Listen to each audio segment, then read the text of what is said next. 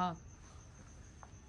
नमस्कार। आज हम आपको मिलवाते हैं अरुण कुमार वर्मा जी से, जो अपनी 30 वर्ष की भारतीय रेलवे से जुड़ी प्रेरित करने वाली उपलब्धियां और यात्राओं के बारे में हमें बताएंगे। तो लीजिए मिलते हैं अरुण कुमार वर्मा जी से। अरुण कुमार जी, आपका स्वागत है। धन्यवाद। तो मैडम, आपने मुझे बुलाया, इसके लिए बहुत बहुत शुक्रिया। तो मैडम, मेरी भारतीय रेलवे में शुरुआत हुई थी 17/11/1993। एक काफ़ी लंबा समय था, यानी कि करीब 32 वर्ष। पहली पोस्टिंग मेरी हरिद्वार साइड में पथरी स्टेशन पे हुई। जब मैं पहले दिन अपने स्टेशन पे उतरा था, तो मैं समझता हूँ कि उस गाड़ी से शायद मैं ही उतरा होऊंगा। जब मैं उतरा तो मेरे उतरने के बाद ट्रेन चली गई, अकेला मैं ही उतरा था। तो मुझे लगा, यार मैं किस स्टेशन पे आ गया, यहाँ तो कोई रहता भी नहीं है। थोड़ी देर बाद अपना बैग एंड बैगेज के साथ स्टेशन मास्टर ऑफिस में पहुंचा, तो वहाँ मेरी एक शर्मा सर थे, उनसे मुलाकात हुई। थोड़ी देर बाद उन्होंने मुझे जलपान उपलब्ध कराया, बड़ा अच्छा लगा।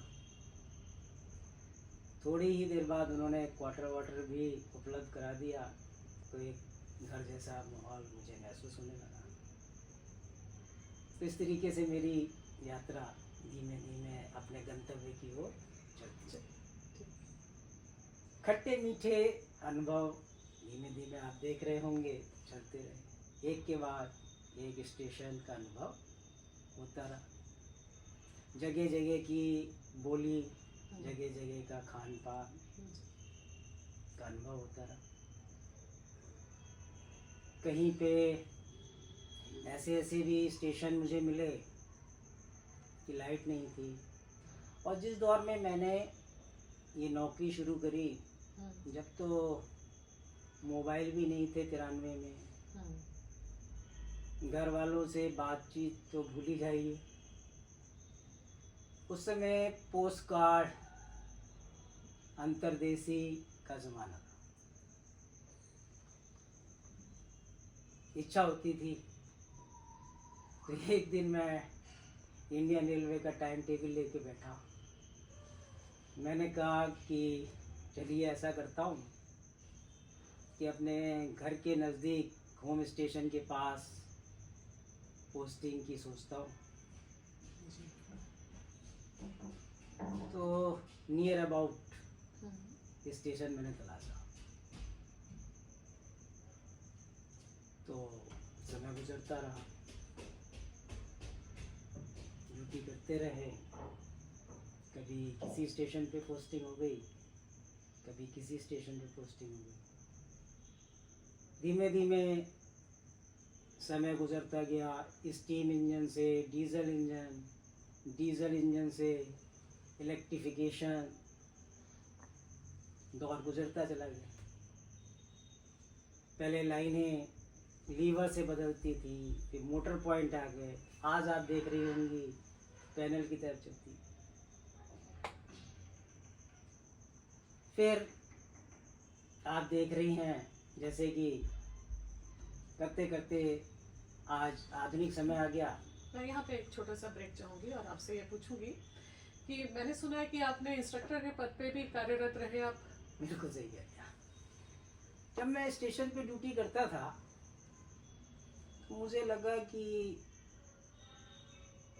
मुझ में कुछ ऐसा लगता है कि मैं किसी बात को लोगों को अच्छे से समझा सकता हूँ। तो क्यों ना मैं ट्राई करूँ जोनल रेलवे ट्रेनिंग इंस्टीट्यूट में ट्रेनिंग देने के काम में। तो सन 2004 में मैंने ट्राई किया एज ए इंस्ट्रक्टर के लिए। तो उसमें मैं सफल हो गया। तो उसके बाद मैं zonal railway training institute Chandausi में एज ए कॉमर्शियल इंस्ट्रक्टर पहुँच गया।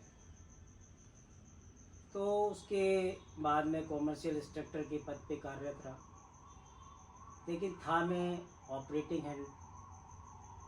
तो एज ए स्टेशन मास्टर मुझे ऑपरेटिंग का भी ज्ञान था, कॉमर्शियल का भी ज्ञान था, सेफ्टी से रिलेटेड काम भी जानते ही था। तो आपको एक छोटा सा और मैं एक क्वेश्चन करना चाहूँगी। जी जी। तो आपका ये जो समय चलता रहा, आपने शादी कर चुके थे या शादी आपकी जॉब के बाद आपने? तो शादी वैसे मैम मेरी 2000 में हुई थी। जी। आपके बच्चे कितने हैं? मेरे 2 बच्चे हैं, अलीगढ़ की मेरी ससुराल है। जी। तो वो लोग दोनों थोड़ा मतलब इन रेलवे साइड में मतलब गवर्नमेंट जॉब में इंटरेस्टेड हैं या मतलब बस आपका ही ये दौर रहा? नहीं, वो अभी तो बच्चे पढ़ रहे हैं। जी। जी। चलिए आगे जाएं। तो ट्रेनिंग स्कूल चनौसी में मैं कॉमर्शियल का इंस्ट्रक्टर का भी काम करता था। जब कभी बल्क में ऑपरेटिंग की क्लासेस ज़्यादा आ जाती थी तो मैं ऑपरेटिंग की क्लासेस भी लिया करता था। मुझे ऑपरेटिंग पढ़ाने में कुछ ज़्यादा इंटरेस्ट आता था। तो उसके बाद जब कभी कोई ज़्यादा वर्कलोड पड़ता था तो ऑफिसर्स मुझसे ऑपरेटिंग की क्लासेस भी इन इमरजेंसी पढ़वा लिया करते थे।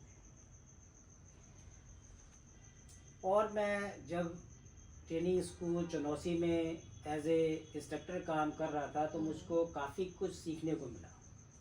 ट्रेनिंग फॉर ट्रेनर के कोर्स अटेंड करने को, डिजास्टर मैनेजमेंट कोर्स करने का एक मौका मिला। तो मुझको काफ़ी कुछ सीखने को मिला कि कहीं एक्सीडेंट हो जाता है तो कैसे मैनेज कर सकते हैं। तो ये एक मेरे लिए बहुत प्रेरणादायक आपके लिए जी जी सफ़र रहा। जी। तो जैसे कि आप देख पा रहे हैं कि यदि कहीं एक्सीडेंट होता है तो हमारी गवर्नमेंट ने नेशनल एनडीआरएफ टीम तो गठित कर रखी है। तो जैसे ही कोई सूचना मिलती है तो एनडीआरएफ तुरंत जो है रेस्क्यू करती है। जी। लेकिन रेलवे का एक्सीडेंट होता है तो रेलवे अपने आप में सक्षम है कि तुरंत रेस्क्यू कर देती है, लेकिन वो रिस्क नहीं लेना चाहती। अगर कोई एक्सीडेंट होता है तो हम इंतज़ार नहीं करते कि एनडीआरएफ आएगी या रेलवे खुद ही मैनेज करेगी, कोई बवाल नहीं चाहते।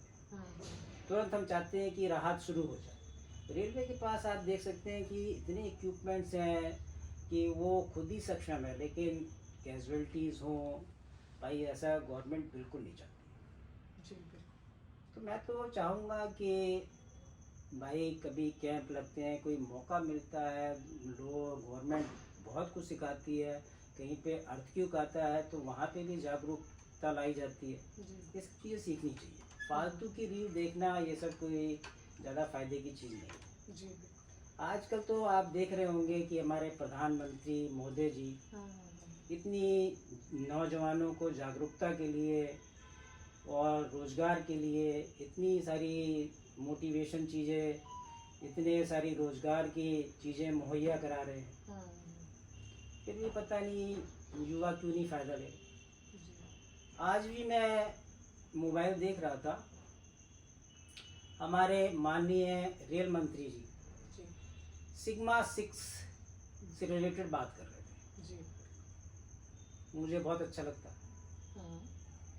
कि वो स्वदेशी प्रोडक्ट की बात कर रहे थे। हालांकि मैंने वीआरएस ले लिया रेलवे से, लेकिन मैं अभी भी ये सब चीज़ों को देखता हूँ तो बड़ा पूरा अभी भी हाँ लगातार बना हुआ है। बिल्कुल बिल्कुल बिल्कुल। अभी भी मैं मोटिवेशनल स्पीकर्स को सुनता हूँ।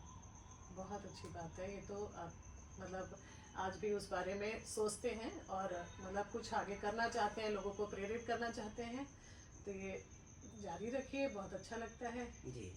अब जैसे मैं आपको बताऊं, आप देख पा रहे होंगे ऊपर ये दिव्य कीर्ति साहब है। जी बिल्कुल। तो इनकी मोटिवेशनल वीडियोस में देखता हूँ, इनका समझाने का जो तरीका है जी बिल्कुल। इतना मुझको इम्प्रेस करता है। जबकि मैं एक रिटायर्ड आदमी, लेकिन इनकी जो मैं वीडियोस देखता हूँ, इनका समझाने का तरीका इतना इतना मंत्रमुग्ध कर देता है। इनके मुंह से ऐसे लगता है फूलों की वर्षा हो। एक खान साहब हैं, जी बिल्कुल।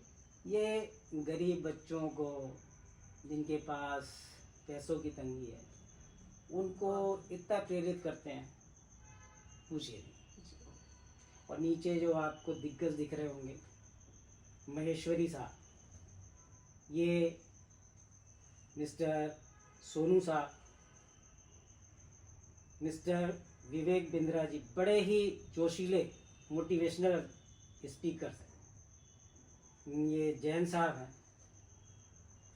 पता नहीं युवा लोग इनसे क्यों नहीं जागरूक होते। जी बिल्कुल, जैसा कि आपने बताया इन लोगों के बारे में, सभी बहुत प्रेरणादायक अपनी सारी मतलब वीडियोस डालते हैं और सुनकर अच्छा लगता है। तो मैं तो आपको यही कहूँगा, आपने मुझे बुलाया कि आप मेरी तरफ से युवाओं को एक संदेश कहें कि कृपया अरुण जी ने जो आपसे रिक्वेस्ट करी है, उनका कहना, उनकी गुजारिश का पालन कीजिए। मेरा तो कहना है भाई, धन्यवाद। जी अरुण जी, आपने अपने दिल की बात कही है तो लोग जरूर इस बात को पे ध्यान देंगे और इसको मतलब अपने जीवन में आगे प्रेरणा के लिए चुने इस बात को। तो आपका धन्यवाद। आप इस नमस्कार।